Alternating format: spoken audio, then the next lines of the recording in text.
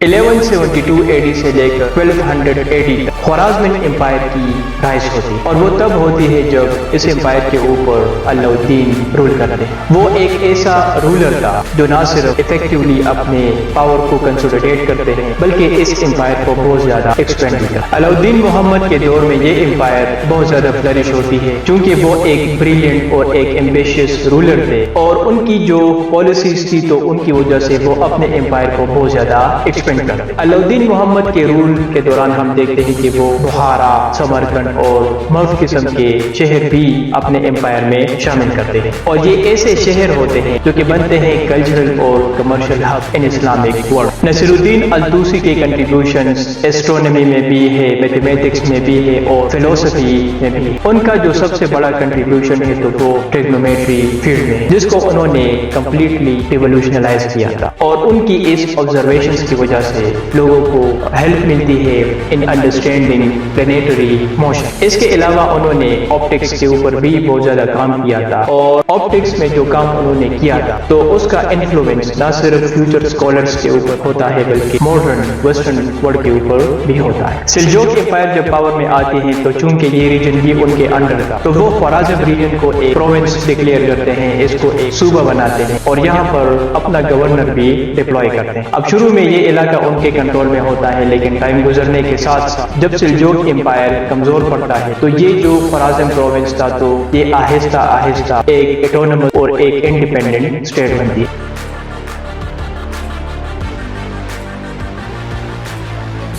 خوارزمین umpire medieval Islamic world میں کافی ایک important state گزری ہے جو کہ واقع تھی خوارزم ریجن میں، جس میں آج کا جو ماڈرن ایران ہے، ترکمنستان ہے، ازبکستان ہے اور قازقستان ہے، تو یہ والے علاقے اس میں شامل تھے۔ یہ امپائر اپنی رچ ہسٹری کے لیے، کلچرل اچیومنٹس کے لیے، خاص کر اس کے جو کنٹریبیوشنز ہے سائنس میں، میتھمیٹکس میں، آرکیٹیکچر میں اور لٹریچر میں، تو ان ساری چیزوں کے لیے یہ امپائر جانی جاتی ہے اسلامی تاریخ میں۔ 11ویں سینچری میں جب عباسد خلافت بہت زیادہ کمزور ہوتی ہے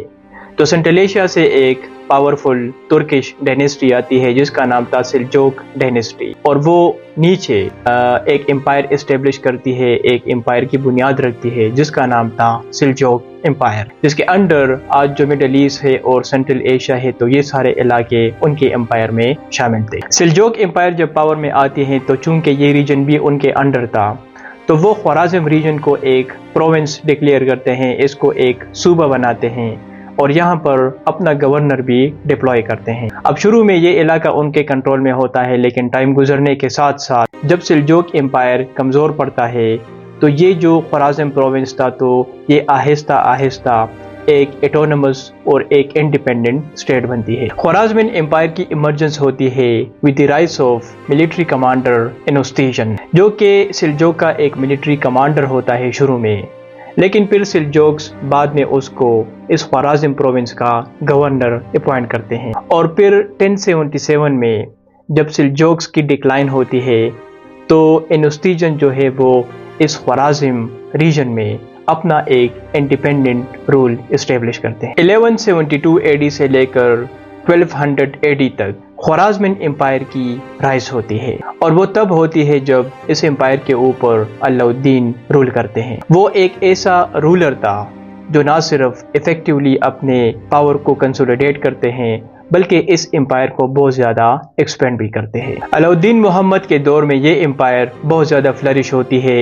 چونکہ وہ ایک بریلینٹ اور ایک ایمبیشیس رولر تھے، اور ان کی جو پالیسیز تھی تو ان کی وجہ سے وہ اپنے امپائر کو بہت زیادہ ایکسپینڈ کرتے ہیں۔ علاؤدین محمد کے رول کے دوران ہم دیکھتے ہیں کہ وہ بخارا، سمرقند اور مرو قسم کے شہر بھی اپنے امپائر میں شامل کرتے ہیں، اور یہ ایسے شہر ہوتے ہیں جو کہ بنتے ہیں کلچرل اور commercial hubs in Islamic world. Khwarazmian empire جب اپنے پیک پر ہوتا ہے تو وہ نہ صرف ایک ملٹری پاور ہوتا ہے بلکہ وہ کلچر اور لرننگ میں بھی بہت زیادہ پروگریس کرتا ہے۔ اس پیریڈ کے دوران ہم دیکھتے ہیں کہ بہت زیادہ کنٹریبیوشن ہوتی ہے ڈیفرنٹ فیلڈز میں، خاص کر سائنس میں، میتھمیٹکس میں اور آرکیٹیکچر میں۔ اس امپائر کے جو سگنیفیکنٹ کنٹریبیوشنز ہیں تو وہ سائنس میں اور میتھمیٹکس میں ہوتے ہیں، اور یہ جو امپائر تھا تو یہ جب اپنے پیک پر تھا تو زیادہ تر جو میڈیویل اسکالرز ہوتے ہیں تو وہ یہاں پر پیدا ہوتے ہیں. مثال کے طور پر نصیر الدین الطوسی جو کہ ایک پرشین پولیمیتھ تھا تو وہ اس پیریڈ کے دوران ایکٹیو تھا. نصیر الدین الطوسی کے کنٹریبیوشنز ایسٹرونومی میں بھی ہے، میتھمیٹکس میں بھی ہے اور فلسفی میں بھی ہے. ان کا جو سب سے بڑا کنٹریبیوشن ہے تو وہ ٹریگنومیٹری فیلڈ میں ہے، جس کو انہوں نے کمپلیٹلی ریولوشنلائز کیا تھا، اور ان کی اس آبزرویشنز کی وجہ سے لوگوں کو ہیلپ ملتی ہے ان انڈرسٹینڈنگ پلانیٹری موشنز. اس کے علاوہ انہوں نے آپٹکس کے اوپر بھی بہت زیادہ کام کیا تھا،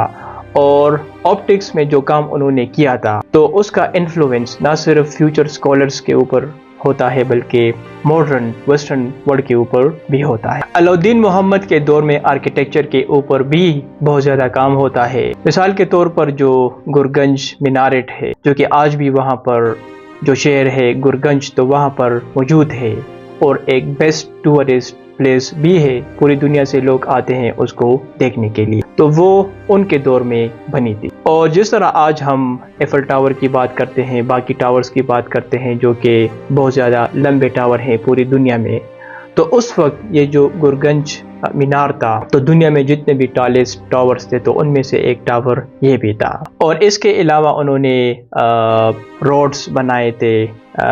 اس کے علاوہ انہوں نے اسلامک سکولز بنائے تھے، اور یہاں پر یہ ایک اکنامک ہب بھی تھا، کیونکہ آج جو سلک روڈ چائنا بنا رہی ہے جو کہ ایک 2000 پہلے ایک سلک روڈ ہوا کرتی تھی، جو کہ آج دوبارہ وہ اس کو ایکٹیو کرنے جا رہی ہے under its vision one belt road initiative, جس میں چائنا بھی انکلوڈڈ ہے. تو یہ اس وقت جو سلک روڈ تھی تو لوگ یورپ سے، افریقہ سے اور باقی ایریا سے لوگ چائنا جاتے تھے تجارت کے سلسلے میں، جو سلک روڈ ہوا کرتی تھی پرانی سلک روڈ. تو اس وقت جو مین ہبس تھے تو وہ تھے بخارا اور سمرقند، کیونکہ لوگ بخارا اور سمرقند سے ہو کر جاتے تھے چائنا. تو یہ اکنامک ہبس تھے، یہاں پر لوگ آتے تھے، یہاں پر لوگ سٹے کرتے تھے، یہاں پر انہوں نے ان ٹریڈرز کے لیے، ان کاروانز کے لیے انہوں نے یہاں پر گیسٹ ہاؤس بنائے تھے، اور وہ یہاں پر سٹے کرتے تھے، یہاں پر وہ رکتے تھے، یہاں پر وہ ایک دوسرے کے ساتھ آئیڈیاز شیئر کرتے تھے، ڈیفرنٹ قسم کے آئیڈیاز وہ ایک دوسرے کے ساتھ شیئر کرتے تھے، جس کی وجہ سے جو میں نے آپ کو بتایا ہے کہ بہت سارے کنٹریبیوشنز انہوں نے کیے تھے ڈیفرنٹ فیلڈز میں.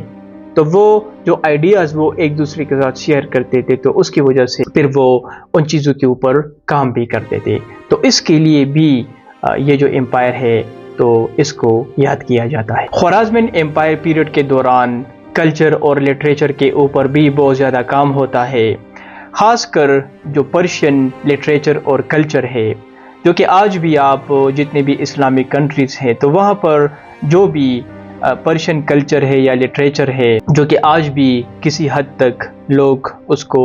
ایڈاپٹ کرتے ہیں، لوگ اس کو پڑھتے ہیں، پسند کرتے ہیں، تو یہ اس خوارزمین امپائر کی ایک لیگیسی سمجھی جاتی ہے. مثال کے طور پر جو اتر آف نشاپور تھے جو کہ کافی ایک فیمس ایک پرشین پوئٹ سمجھے جاتے ہیں، تو انہوں نے بہت سارا کام خوارزمین امپائر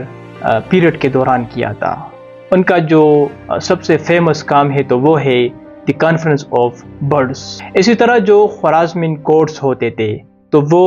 ہبس ہوتے تھے پوئٹس کے، ہسٹورینز کے اور اسکالرز کے، تو یہ بھی ان کی ایک بہت بڑی اچیومنٹس سمجھی جاتی ہے. خوارزمین امپائر کی زوال ہوتی ہے with the rise of Mongol. 1219 میں منگولیوں کا ایک تجارتی قافلہ اس امپائر کی طرف آتا ہے تجارت کے سلسلے میں، اور ان کے درمیان اور خوارزمین امپائر کے درمیان ایک مسئلہ کریٹ ہوتا ہے، جس کی وجہ سے خوارزمین امپائر کی جو ملٹری تھی تو وہ اس تجارتی قافلے میں، جو منگولیوں کا تجارتی قافلہ تھا تو اس میں جتنے بھی لوگ تھے تو ان سب کو وہ ایگزیکیوٹ کرتے ہیں، قتل کرتے ہیں، جس کی وجہ سے چنگیز خان اس امپائر کے اوپر جنگ ڈکلیئر کرتے ہیں. اور جو منگولز تھے تو وہ بہت باربیرک قسم کے لوگ تھے، وہ جدھر بھی جاتے تھے خون خرابہ بہت زیادہ کرتے تھے، اور خون خرابے کے علاوہ ان کے شہروں کو اور ریاستوں کو مکمل طور پر ڈسٹروائے کرتے تھے. اور یہ سب کچھ وہ اس امپائر کے ساتھ بھی کرتے ہیں. وہ یہاں پر آتے ہیں، لوگوں کو قتل کرتے ہیں، ایک بہت بڑی تعداد میں قتل عام کرتے ہیں، اور اس کے علاوہ بخارا، سمرقند اور مرو جو شہر تھے تو ان کو بھی وہ مکمل طور پر ڈسٹروائے کرتے ہیں۔ اور 1221 تک یہ جو امپائر تھی خوارزمین امپائر، تو یہ مکمل طور پر کولیپس کرتی ہے۔ اور جو رولر تھے ان کے علاء الدین محمد، جن کے دور میں یہ امپائر بہت زیادہ فلرش کر چکی تھی، تو وہ بھاگتے ہیں کیسپیئن سی کی طرف اور پھر ان کی ڈیتھ بھی ہوتی ہے ایکسائل میں، اور اس کے ساتھ اس امپائر کا مکمل طور پر خاتمہ ہوتا ہے۔